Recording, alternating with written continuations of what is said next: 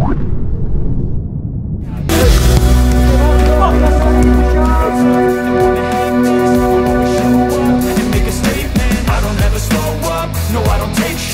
Indonesia berada di pot 6 pada drawing babak ketiga kualifikasi Piala Dunia 2026 zona Asia. Hasil drawing atau undian kemudian menempatkan Timnas Indonesia di grup C. Menariknya, grup ini berisikan negara-negara kuat. Marcelino Ferdinand dan rekan-rekan akan bersaing dengan 5 negara lain seperti Jepang, Australia, Arab Saudi, Bahrain dan Cina. Menurutnya Ben Griffiths, Timnas Indonesia berada di grup yang cukup berat dan bakal sulit bagi skuad Garuda jika ingin finish di urutan 2 besar. Dia mengatakan Jepang dan Australia yang sudah langganan ke Piala Dunia, akan mengambil alih 2 peringkat teratas di papan klasemen nanti. Sedangkan Arab Saudi yang kekuatannya cukup bisa mengimbangi 2 negara di atas, diprediksi bakal finish di peringkat 3 atau 4. Dengan demikian, untuk bisa maju ke babak keempat Timnas Indonesia harus bersaing dengan Bahrain dan Cina untuk berada di posisi 4 besar. Timnas Indonesia diprediksi bisa lolos ke babak keempat kualifikasi Piala Dunia 2026 zona Asia. Prediksi tersebut disampaikan salah satu pandit asing asal Amerika Serikat, Ben Griffiths. Garuda tergabung di grup C kualifikasi Piala Dunia 2026 zona Asia bersama raksasa Asia seperti Jepang, Australia, Arab Saudi, Cina, dan Bahrain. Pengundian fase ketiga kualifikasi Piala Dunia 2026 zona Asia digelar di Kuala Lumpur, Malaysia, Kamis, 27 Juni 2024. Mantan pemain Jepang, Shinji Okazaki, dan legenda Iran, Mehdi Mahdavikia, menjadi pengundi bersama Chief Tournament Officer FIFA World Cup 2026, Manolo Zubria. Hasilnya, Indonesia menempati grup C bersama tim-tim kuat. Pertandingan di grup C diprediksi sengit dan penuh rintangan. Timnas Indonesia harus tampil maksimal di setiap laga untuk meraih tiket ke Piala Dunia 2026. Timnas Indonesia terhindar melawan Korea Selatan di ronde 3 kualifikasi Piala Dunia 2026. Ini sesuai dengan harapan Shin Tae-yong. Sebab Shin Tae-yong sempat mengatakan akan menjadi hal berbahaya jika Indonesia satu grup dengan Korsel. Korsel pasti sangat tahu cara bermain skuad arahan Shin Tae-yong. Setidaknya di Korsel, banyak pemain yang mengetahui dengan baik kelebihan dan kekurangan saya, sehingga menurut saya mereka akan lebih baik dari tim lain. Begitu juga dengan Indonesia, kata Shin kepada media Korsel, Yonhap pertengahan bulan ini. Indonesia masuk grup neraka di babak 3 kualifikasi Piala Dunia 2026. Penyerang berusia 19 tahun ini merupakan salah satu pemain diaspora Indonesia, yang merumput di Belanda. Ia bermain di kompetisi U21 bersama NEC Nijmegen. Soal kualitas di dalam lapangan, tak ada yang perlu diragukan dari sosok Mauro. Ia berstatus runner-up dalam daftar pencetak gol terbanyak di kompetisi U21. Sementara, soal kemauan membela timnas Indonesia, Mauro juga tak perlu lagi diragukan. Ia sudah memastikan siap untuk membela Merah Putih. Karir sepak bola Mauro dimulai ketika bergabung dengan AS Alkmaar pada 2019 silam. Tak lama, ia kemudian pindah ke tim muda AFC Amsterdam. Bersama AFC Amsterdam, Mauro menempuh tiap jenjang usia. Namun, semusim bermain di tim U18, ia meninggalkan AFC Amsterdam dan hengkang ke NEC Nijmegen U21. Saat berseragam NEC U21, Mauro kian matang. Ia merupakan salah satu andalan tim tersebut. Terbukti, sepanjang musim ini, ia bermain dalam 19 laga kompetisi U21.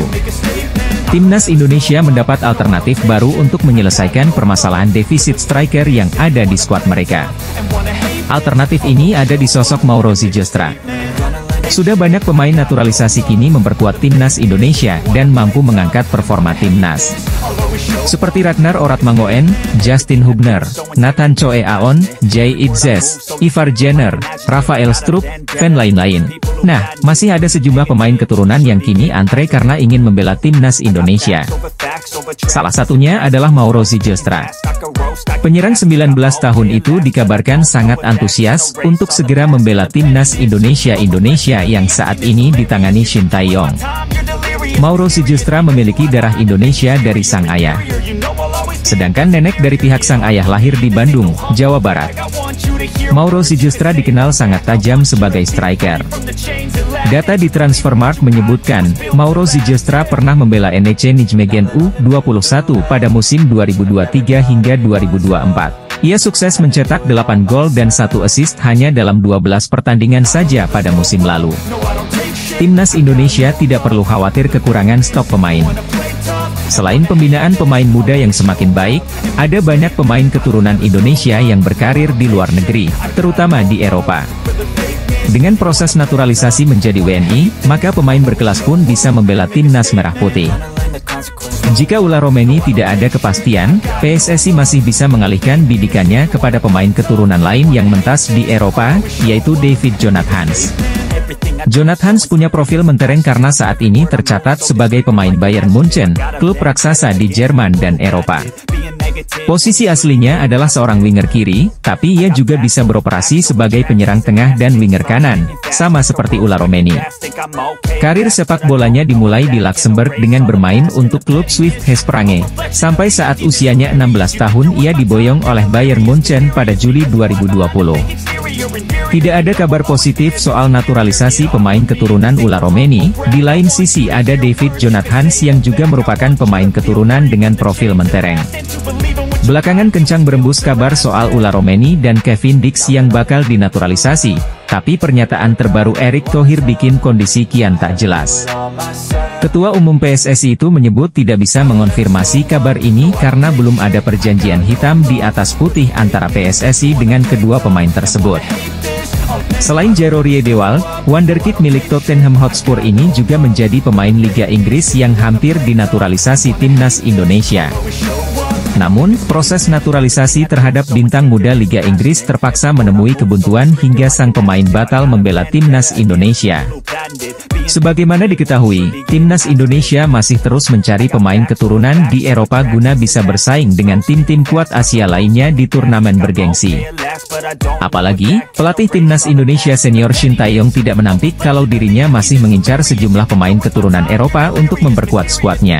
Bukan hanya Shin Tae-yong, pelatih timnas Indonesia kelompok umur seperti Indra Syafri, Bima Sakti, hingga Nova Arianto juga tak ketinggalan memanfaatkan pemain keturunan. Keinginan para pelatih itu kemudian disambut positif oleh sejumlah pemain keturunan yang menyatakan kesiapannya apabila dipanggil timnas Indonesia. Salah satu pemain yang secara terbuka berkeinginan gabung ke timnas Indonesia ialah bintang Liga Inggris keturunan Belanda yaitu Jairo Riedewald. Pemain keturunan Mauro Sijustra siap dinaturalisasi. Striker yang kini membela Volendam U21 itu bisa menjadi solusi di lini serang timnas Indonesia. Mauro Sijustra belak-belakan tertarik untuk memakai kostum berlogo Garuda di dada. Sayangnya hingga detik ini PSSI belum memberikan penawaran resmi untuknya. Dia berharap kepada Fardi Bahdim selaku perwakilan PSSI di Belanda untuk segera memproses naturalisasi. Mauro Sijustra berjanji bakal berkontribusi apik untuk skuad Garuda arahan Shin Tae-yong. Statistiknya bukan kaleng-kaleng, dia berhasil mencetak 8 gol dan 1 assist hanya dari 12 pertandingan. Angkat itu membuat Mauro Sijustra finish di posisi runner-up top skor. Ini menjadi catatan yang bagus buat timnas Indonesia yang masih kekurangan striker tajam. Ketua Umum, Ketum, PSSI, yakni Erick Thohir, angkat bicara mengenai perkembangan proses naturalisasi calon kiper timnas Indonesia, yakni Martin Paes. Kiper FC Dallas itu sejatinya sudah berstatus sebagai warga negara Indonesia. Status itu didapatkannya usai mengucap sumpah setia di Kanwil Kemenkumham, Jakarta Timur, pada 30 April 2024 lalu. Sayangnya, ex-kiper FC Utrecht tersebut masih belum bisa membela timnas Indonesia.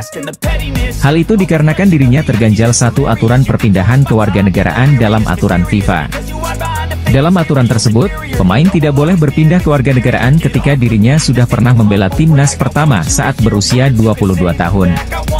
Masalahnya, Paes pernah membela timnas U20 Belanda saat dirinya berusia 22 tahun pada 2020 lalu. Hal itulah yang saat ini tengah dibereskan oleh PSSI. Untuk bisa membela timnas Indonesia, Paes harus menjalani sidang pengadilan arbitrase olahraga terlebih dahulu. Pemain bola asal Belanda, Kevin Dix, bek tengah yang main di klub elit Denmark FC Copenhagen, diakini jadi incaran PSSI untuk jadi pemain naturalisasi timnas Indonesia berikutnya. Statistiknya di lini pertahanan FC Copenhagen cukup ciamik, menunjukkan konsistensi bahkan ketajaman. Total 126 penampilan sudah dibuat Kevin Dix bersama Copenhagen, dengan mencatatkan 11 gol dan 16 assist. Sebagai seorang bek, tentu ini torehan yang cukup apik. Dix menunjukkan ketajaman meski dirinya merupakan pemain belakang. Tidak hanya produktif, tetapi Dix juga dikenal sebagai pemain yang serba bisa. Bukan cuma bek sentral, pemain berdarah Belanda, Indonesia ini juga fasih berperan sebagai bek kanan maupun bek kiri. Kedatangan pemain naturalisasi lagi diharapkan kian meningkatkan kekuatan timnas Indonesia yang telah berhasil melaju ke putaran ketiga kualifikasi Piala Dunia 2026 zona Asia. Mauro Sijustra mengklaim sempat masuk daftar penyerang yang diincar PSSI untuk dinaturalisasi agar bisa membela timnas Indonesia. Bahkan Mauro Sijustra mengaku sempat dikontak oleh seseorang terkait peluang dinaturalisasi untuk timnas Indonesia. Aku pernah ada kontak, aku masuk list pemain striker yang mereka inginkan jadi aku ada di list mereka dan mereka interest, ujar Mauro Sijustra dikutip dari channel YouTube Yusa Nugraha pada Sabtu, 22 Juni 2024. Namun penyerang berusia 19 tahun ini mengungkapkan belum ada pembicaraan secara resmi soal proses naturalisasi. Dia berharap, Fardi Bahdim yang menjadi jembatan pemain keturunan untuk dinaturalisasi selama ini bisa menghubungkannya dengan PSSI. Apalagi, Mauro Sijustra percaya diri dengan statistik yang ditunjukkannya musim lalu bersama NEC Nijmegen U21. Pada musim lalu, Mauro Sijustra mencetak 8 gol dan 1 assist untuk NEC Nijmegen U21 di Divisi 2 Liga Pemain Muda U21 Belanda. Dengan catatan tersebut, Mauro Sijustra menjadi top skor nomor 2 di Divisi 2 Liga Pemain Muda U21 Belanda musim lalu. Fardi bukan agenku secara resmi tapi tentunya dia bisa bantu aku untuk menghubungkan juga dengan PSSI, katanya. Aku punya statistik yang bagus dan menjalani musim yang bagus.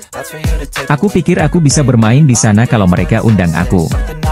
Aku pikir aku juga pemain yang menarik untuk dipantau, ucapnya.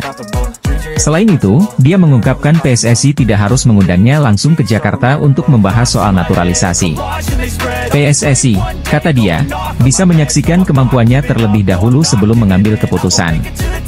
Mereka enggak harus langsung undang aku, mereka bisa nonton aku dulu kalau mereka mau dan aku sangat terbuka, ucapnya.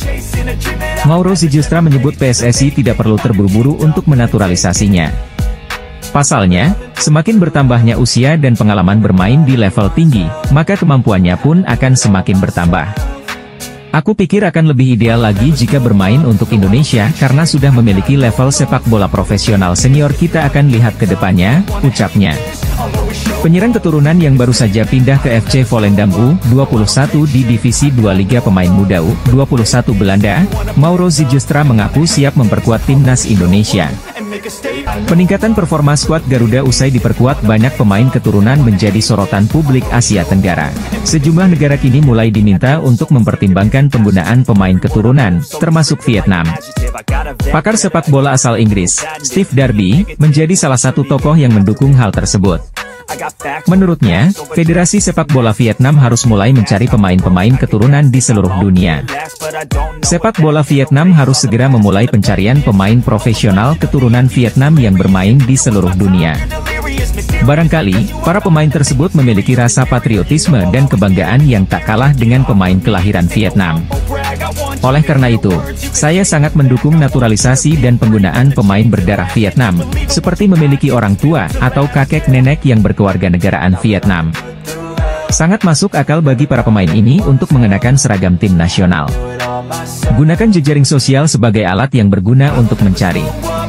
Namun jika VFF ingin mengikuti jalur naturalisasi pemain keturunan Vietnam, mereka harus mulai mengerahkan jaringan pencarian profesional di tempat-tempat dengan komunitas besar Vietnam seperti Amerika Serikat, Australia, atau Eropa Timur. Ada banyak pemain berbakat, baik pria maupun wanita, yang bermain di negara-negara tersebut. VFF perlu secara aktif mengupayakan dan memperhatikan sumber daya manusia ini, kata Darby, dikutip dari dantri.com. Lebih lanjut, Darby menentang penggunaan pemain naturalisasi yang tidak memiliki garis keturunan Vietnam. Sebaliknya, saya menentang penggunaan pemain naturalisasi yang bukan berasal dari Vietnam. Ini hanya menciptakan pemain bayaran dan agen akan memanfaatkannya untuk mendapatkan keuntungan, ucapnya. Meski begitu, Darby tidak menampik adanya kesulitan dalam mencari pemain-pemain keturunan Vietnam. Ia mengatakan bahwa bagian tersulit adalah menemukan pemain keturunan yang ayahnya tidak berasal dari Vietnam. Pasalnya, orang-orang Eropa biasanya menggunakan nama belakang ayah mereka. Bagian tersulitnya adalah menemukan pemain yang ayahnya bukan orang Vietnam, karena orang Eropa menggunakan nama belakang ayah mereka. Selain itu, jaringan pencarian pemain asing berbakat juga perlu ditingkatkan. Tidak hanya mengandalkan beberapa video yang diposting di YouTube atau pendapat agen pemain, lanjut Darby. Di sisi lain, klaim menarik dilontarkan media Vietnam perihal kondisi Elkan Bagot saat ini yang dinilai tengah dilanda kesedihan usai absen membela timnas Indonesia. Nama Elkan Bagot tengah jadi sorotan publik Vietnam pasca absen membela timnas Indonesia di kualifikasi Piala Dunia 2026. Siapa sangka sosok bek dengan karir mentereng di Liga Inggris itu mendadak hilang dari rencana Shin Tae-yong dan timnas Indonesia. Prahara playoff Olimpiade Paris 2024 sampai meruncing hingga 2 laga terakhir putaran kedua kualifikasi Piala Dunia 2026. Pakar sepak bola asal Inggris, Steve Darby, mengungkap kesulitan Vietnam dalam mencari para pemain keturunan di luar negeri.